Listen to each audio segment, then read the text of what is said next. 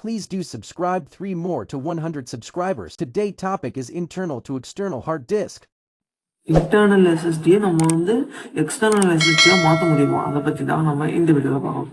But ஆனால் ஒரே விஷயம், அதுக்காக தனியாக போய் எக்ஸ்டர்னலாக வாங்கணும்னு அவசியம் இல்லை. அந்த சாட்டா எஸ்எஸ்டியை வந்து எப்படி வந்து அதாவது இன்டர்னல் எஸ்எஸ்டியை எப்படி எக்ஸ்டர்னலாக மாற்றணும் அப்படின்னா, அதுக்கு தனி எஸ்எஸ்டி என்க்ளோசர், இல்லைன்னா சாட்டா என்க்ளோசர், சாட்டா ஹார்ட் டிஸ்க் என்க்ளோசர்னாலே அவங்க வந்து கொடுத்துருவாங்க.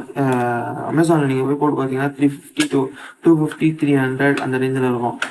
ரொம்ப ரொம்ப மட்டமான குவாலிட்டினா 200ல் இருக்கும். இல்லை ஓரளவுக்குனா மேக்ஸிமம்னா 350 400 வாங்கினீங்கன்னா ஹார்டான கேஸாக இருக்கும், நல்லாயிருக்கும், வேறு ஒன்றும் கிடையாது. அதுக்கப்புறம் பார்த்தீங்கன்னா இதான் இந்த இப்படி தான் இருக்கும். அது ஜஸ்ட்டு ஒரு உள்ளே இன்சர்ட் பண்ணுற ஹார்ட் டிஸ்க் மாதிரியே இருக்கும்.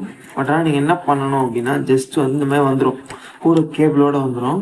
இந்த கேபிள் நீங்கள் என்ன பண்ணணும் அப்படின்னா, ஜஸ்ட் இது பேக்கில் ரிமூவ் பண்ணிடணும். ரிமூவ் பண்ணிங்கன்னா பார்த்தீங்களா, இங்கே தெரியுதா அந்த கன்வெர்ட்டர், அதை நீங்கள் என்ன பண்ணால் இது WD SATA SSD 120 GB. அதை நான் என்ன பண்ணுறேன் அப்படின்னா, இதை வந்து இதுக்குள்ளே இன்சர்ட் பண்ணி ப்ளக் பண்ணிவிடுவேன். ஸோ ப்ளக் பண்ணும்போது எனக்கு வந்து ஆட்டோமேட்டிக்காக இது வந்து ஒரு எக்ஸ்டர்னல் எஸ்எஸ்டியாக எனக்கு வந்து இது பயன்படுது.